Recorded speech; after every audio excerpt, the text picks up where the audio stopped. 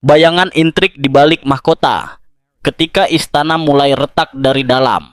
Di balik dinding tebal istana kerajaan yang selama ini dikenal sebagai simbol ketenangan, kemegahan, dan stabilitas, sebuah retakan halus mulai terbentuk. Retakan itu tidak terlihat oleh publik yang masih terpukau oleh citra keluarga kerajaan yang sempurna. Namun di dalam lorong-lorong panjang berlapis marmer dan ruang-ruang tertutup tanpa jendela, ketegangan perlahan berubah menjadi badai yang siap meledak. Di pusat pusaran itu berdiri Catherine, calon ratu yang selama ini dikenal tenang, disiplin, dan hampir tanpa celah di depan publik. Ia telah menghabiskan bertahun-tahun membangun citra kesempurnaan, menahan kritik, mengabaikan gosip, dan menjalani setiap langkah dengan kehati-hatian seorang wanita yang tahu bahwa setiap gerakannya diawasi dunia. Namun kali ini, sesuatu berbeda. Semuanya bermula dari hal yang tampak sepele, seorang pelayan yang menolak perintahnya. Namun di istana, tidak ada yang benar-benar sepele. Seorang pelayan tua yang telah lama bekerja di lingkungan istana, tiba-tiba bersikap dingin terhadap Catherine. Ia tidak hanya mengabaikan perintah sederhana, tetapi secara terbuka menunjukkan sikap hormat yang lebih kepada Camilla.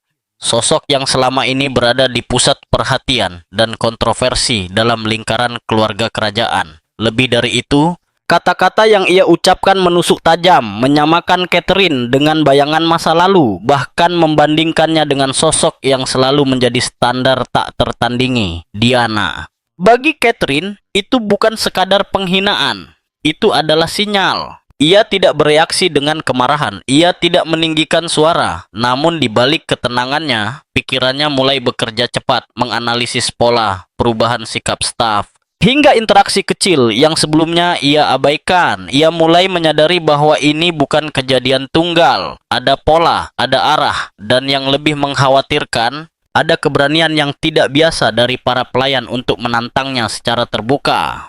Di saat yang sama, nama Camilla semakin sering muncul dalam catatan pikirannya. Bukan karena bukti langsung, tetapi karena gravitasi pengaruh yang tampak mengitari setiap kejadian. Catherine mulai melihat sesuatu yang lebih besar daripada sekadar ketidaksukaan pribadi. Ini terasa seperti pergeseran kekuatan di dalam istana. Ketegangan mencapai puncaknya ketika Raja Charles akhirnya menerima laporan-laporan yang sebelumnya hanya beredar diam-diam di balik pintu tertutup. Dalam sebuah pertemuan tertutup yang dihadiri para penasihat senior, ia datang dengan ekspresi dingin yang jarang terlihat. Suaranya ketika berbicara tidak meninggalkan ruang untuk interpretasi. Ia menyatakan bahwa apa yang terjadi bukan lagi masalah internal kecil. Ini adalah pengkhianatan terhadap institusi. Dan untuk pertama kalinya, ia secara terbuka menyebut nama Camilla dalam konteks krisis yang sedang berlangsung. Keputusan yang ia ambil mengejutkan semua orang. Ia menyatakan niat untuk mengakhiri pernikahannya dengan Camilla. Bagi sebagian orang, ini adalah ledakan emosi. Bagi yang lain, ini adalah langkah politik yang tak terhindarkan. Namun bagi Catherine, ini justru membuka pertanyaan yang lebih dalam. Jika semua ini benar-benar pengkhianatan, siapa yang sebenarnya menggerakkan semuanya dari belakang layar? Beberapa hari sebelumnya, Catherine telah mengalami momen yang mengubah arah penyelidikannya. Setelah insiden dengan pelayan tersebut, ia tidak lagi mengandalkan intuisi semata. Ia meminta akses penuh terhadap catatan internal staf yang terkait dengan pelayanan di sayap utama istana. Ia melakukannya secara diam-diam, tanpa memberitahu siapapun, termasuk Charles. Apa yang ia temukan membuatnya semakin yakin bahwa ini bukan sekadar sikap individual. Ada pola komunikasi yang tidak biasa antara beberapa staf dan pihak eksternal. Ada pertemuan yang tidak tercatat dalam agenda resmi.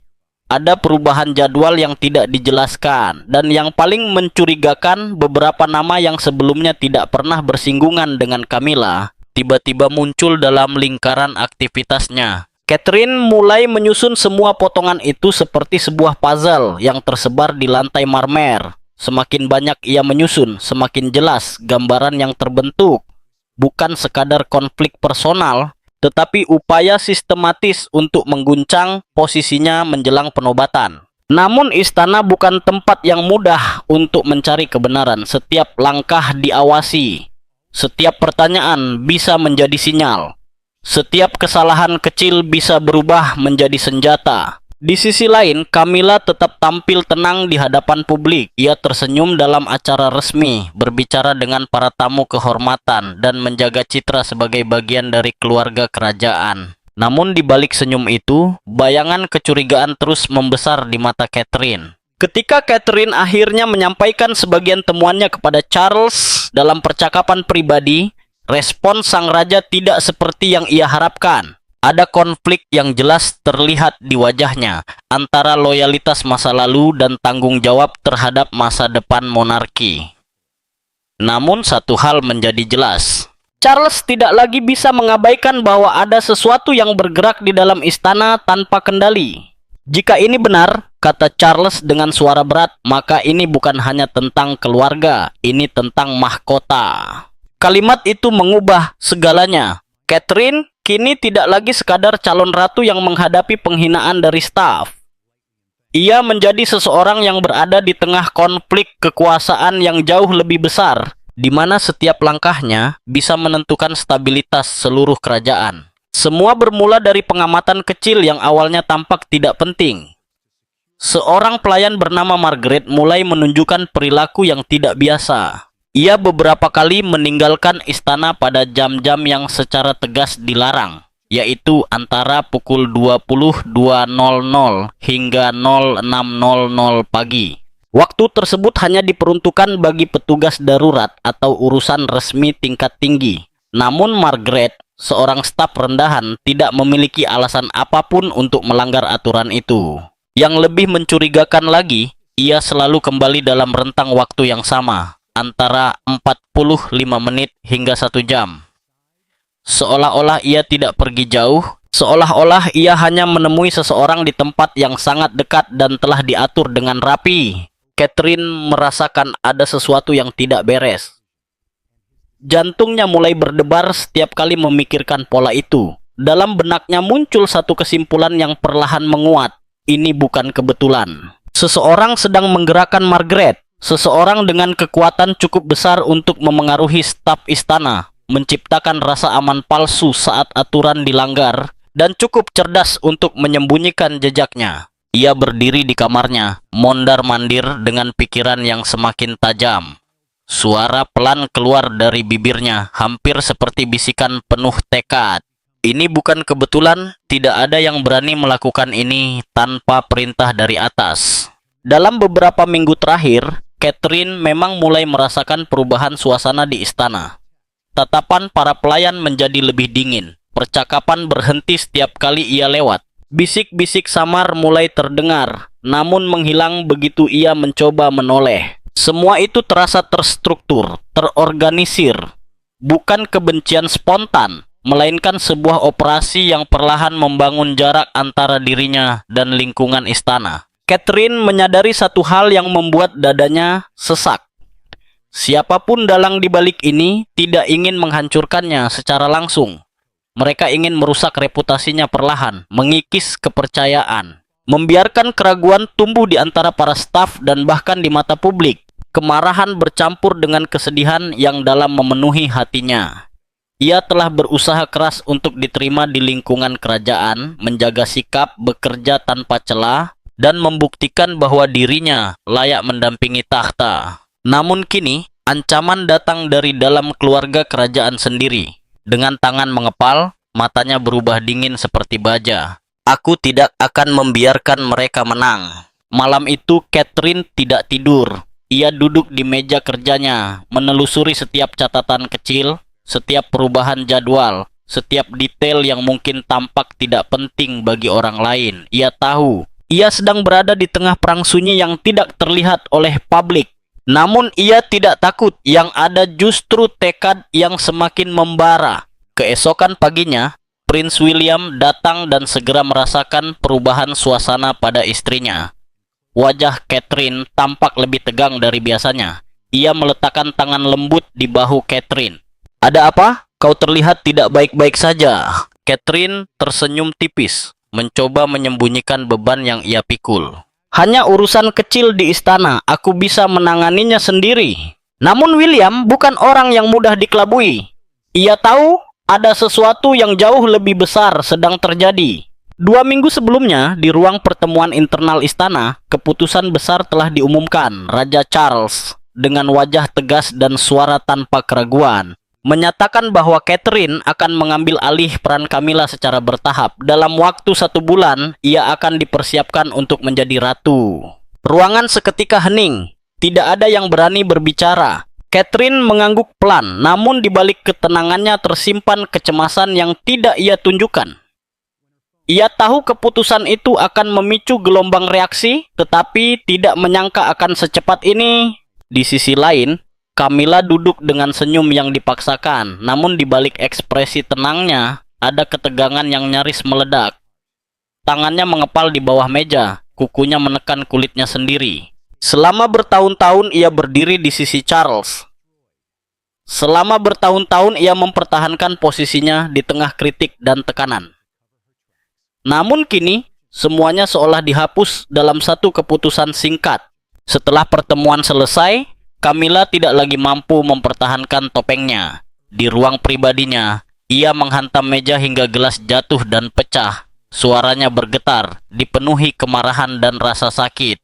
Apakah kau pikir aku bisa disingkirkan begitu saja? Namun di balik amarah itu, sesuatu yang lebih berbahaya mulai tumbuh, perhitungan. Camilla bukan orang yang bertindak gegabah. Ia tahu bahwa melawan secara terbuka hanya akan menghancurkannya. Maka ia memilih jalan lain, jalan yang lebih sunyi, lebih halus, dan jauh lebih berbahaya. Ia mulai menggerakkan jaringan yang masih setia padanya. Ia tidak perlu menyerang langsung. Cukup menciptakan keraguan, cukup menanamkan ketidakstabilan, cukup membuat Catherine kehilangan pijakan secara perlahan. Sementara itu, Catherine mulai menyadari bahwa perang yang ia hadapi bukan hanya soal posisi, tetapi tentang persepsi, tentang bagaimana orang melihatnya, tentang bagaimana kepercayaan bisa dihancurkan tanpa satupun bukti nyata. Istana yang dulu terasa seperti rumah kini berubah menjadi papan permainan yang dingin. Setiap langkah, setiap tatapan, setiap bisikan memiliki makna tersembunyi. Ia tidak mengangkat suara, tidak mengumumkan perlawanan. Sebaliknya, ia merancang strategi yang lebih licik, menggerakkan orang-orang kepercayaannya di antara para pelayan dan pengawal untuk membentuk opini, menyebarkan bisikan halus yang merusak reputasi Catherine, sosok yang tengah dipersiapkan menjadi ratu.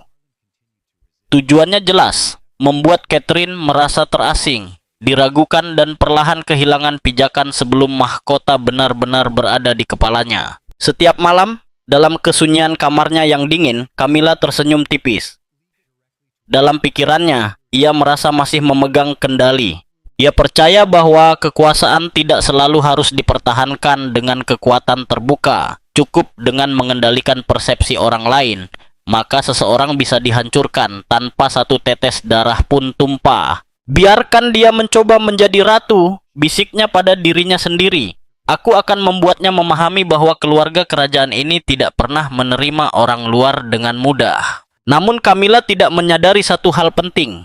Permainan yang ia mulai bukan lagi miliknya seorang diri. Keputusan itu telah memicu reaksi berantai yang jauh lebih besar dari yang ia perkirakan. Catherine bukanlah sosok yang mudah digoyahkan. Ia memiliki ketajaman analisis, intuisi yang kuat, dan kemampuan membaca situasi yang bahkan sering diremehkan oleh para lawannya. Dalam waktu singkat, Catherine mulai merasakan adanya sesuatu yang tidak beres. Senyum yang terlalu dipaksakan, percakapan yang tiba-tiba berhenti saat ia lewat, serta perubahan sikap halus dari para staf istana. Semua itu tidak cukup untuk menjadi bukti, tetapi cukup untuk menyalakan alarm di pikirannya. 2 malam tanpa tidur membuat Catherine semakin yakin. Ada sesuatu yang sedang bergerak di balik layar, dan jika ia terlambat bertindak, maka situasi akan menjadi tidak terkendali. Pagi hari berikutnya, kabut masih menyelimuti halaman istana ketika Catherine duduk di meja kerjanya dengan ekspresi tenang namun penuh ketegasan. Ia memanggil Emily, salah satu ajudan paling dipercaya. "Emily," ucapnya pelan namun tegas. Aku ingin kamu mengaktifkan sistem pelacakan internal untuk semua kartu identitas staf. Fokuskan pada Margaret, jangan sampai ada yang tahu. Emily sedikit terkejut, tetapi ia tidak bertanya lebih jauh. Ia sudah cukup lama berada di sisi Catherine untuk memahami bahwa perintah seperti ini hanya muncul ketika situasi benar-benar serius. Dalam waktu kurang dari 1 jam, data mulai masuk. Nama Margaret muncul dalam sistem sebagai individu yang meninggalkan area istana pada jam-jam terlarang. Catherine tidak membuang waktu. Ia segera mengambil langkah sendiri, menyamar dan mengikuti dari kejauhan. Dengan mantel gelap dan topi rendah menutupi wajahnya, Catherine bergerak diam-diam melalui jalur rahasia yang hanya diketahui segelintir orang. Ia mengikuti Margaret hingga ke sebuah kafe kecil di sudut jalan yang jauh dari pengawasan resmi istana. Di dalam kafe itu, suasana tampak tenang, tetapi justru ketenangan itulah yang membuatnya mencurigakan. Catherine menggunakan akses kamera keamanan yang telah ia siapkan sebelumnya melalui kontak internal yang loyal. Dari layar kecil di tangannya, ia melihat sesuatu yang mengubah segalanya. Margaret duduk berhadapan dengan seorang pria berusia sekitar 45 tahun. Posturnya tegap dan yang paling mencolok, ia mengenakan lambang kerajaan di jasnya, tanda bahwa ia bukan orang biasa. Pertemuan itu berlangsung cepat, penuh ketegangan. Sebuah amplop berpindah tangan. Bagi Catherine, itu bukan lagi dugaan, itu adalah bukti. Ia kembali ke istana dengan langkah cepat. Dalam waktu singkat, identitas pria tersebut terungkap.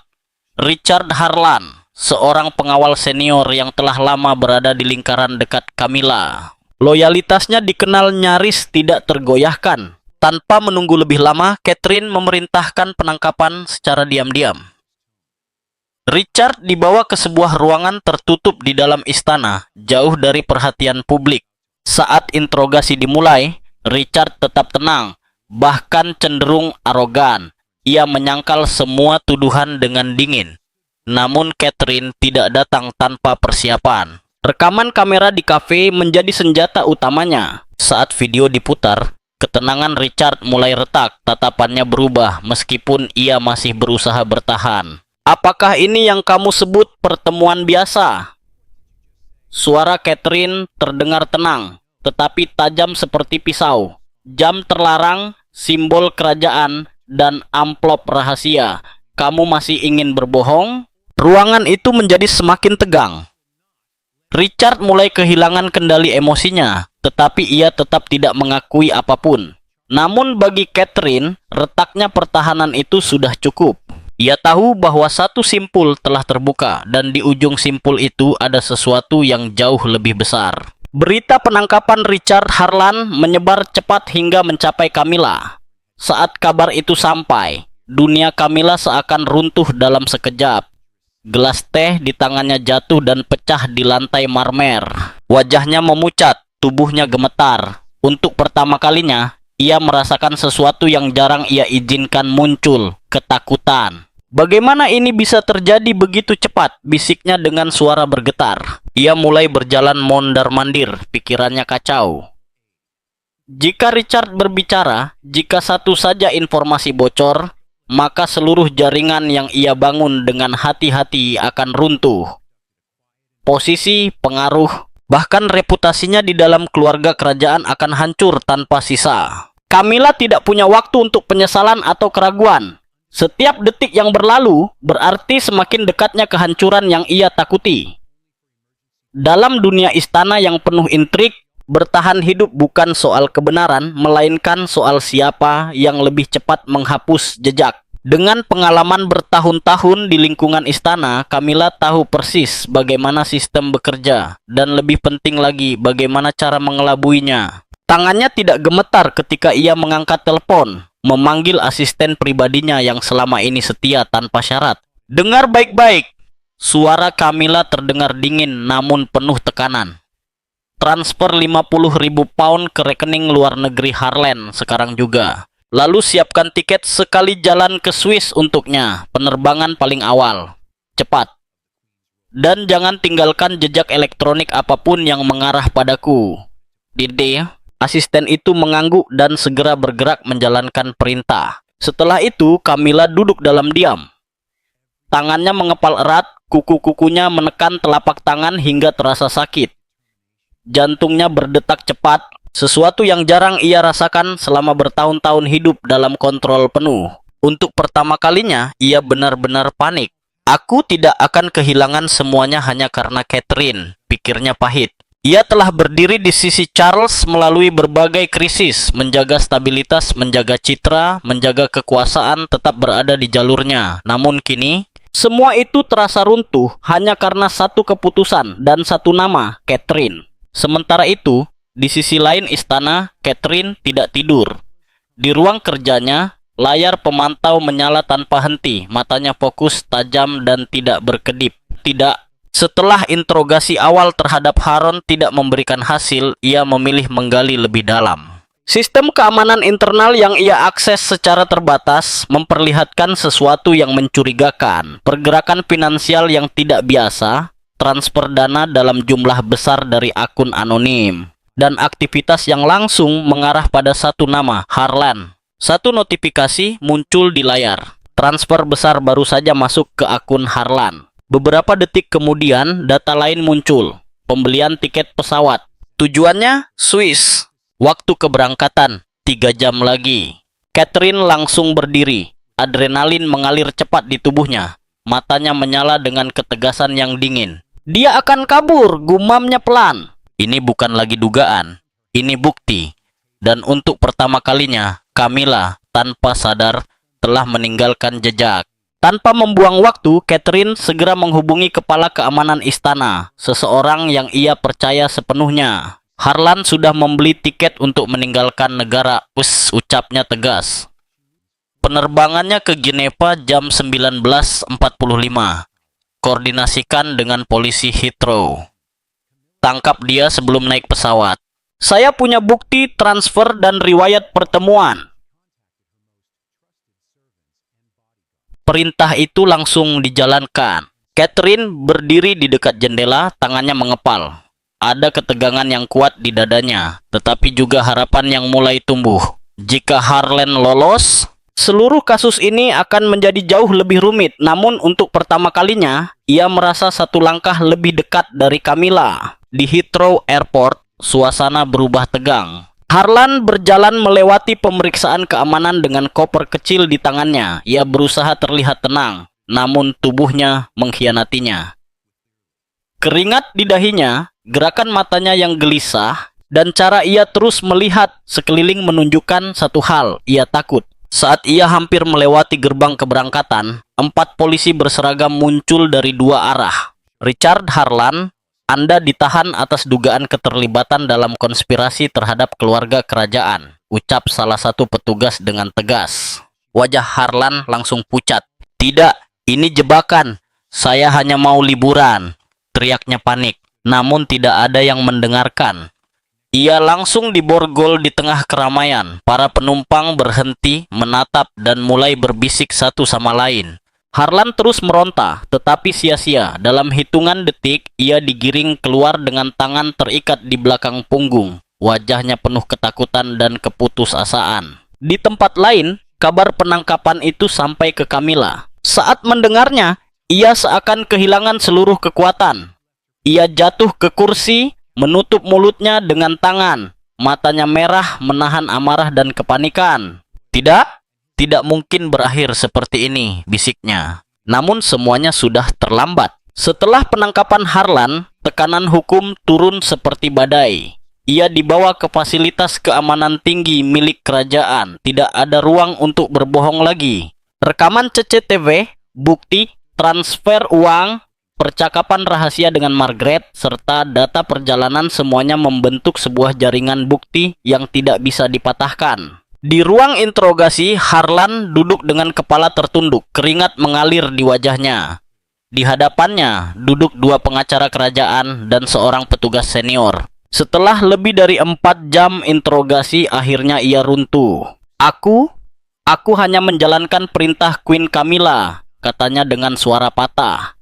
Dia yang menyuruhku mendekati Margaret, memberinya uang, membuatnya menghina Catherine di depan umum. Dia bilang itu satu-satunya cara untuk mempertahankan posisinya sebelum Catherine menjadi ratu. Ya, dosie itu diserahkan kepada Charles pada malam yang sama. Di dalam ruang kerjanya yang sunyi, hanya ada cahaya lampu meja yang redup memantulkan bayangan panjang di dinding.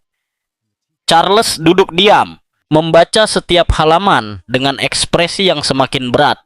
Tidak ada kata-kata yang terucap, hanya suara halaman yang dibalik satu persatu, seolah menjadi saksi dari kebenaran yang semakin sulit diterima. Ketika halaman terakhir selesai dibaca, ia menutup dokumen itu perlahan, tangannya sedikit gemetar, emosi yang bercampur aduk menghantam dirinya sekaligus.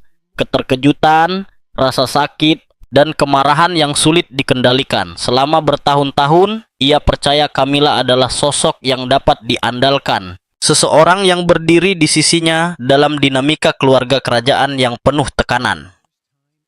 Namun kini, semua keyakinan itu runtuh dalam satu malam. Yang ia hadapi bukan lagi sekadar konflik internal, melainkan pengkhianatan yang menyentuh inti dari institusi yang selama ini ia lindungi. Keesokan paginya, Charles memanggil Camilla ke sebuah ruang pertemuan pribadi.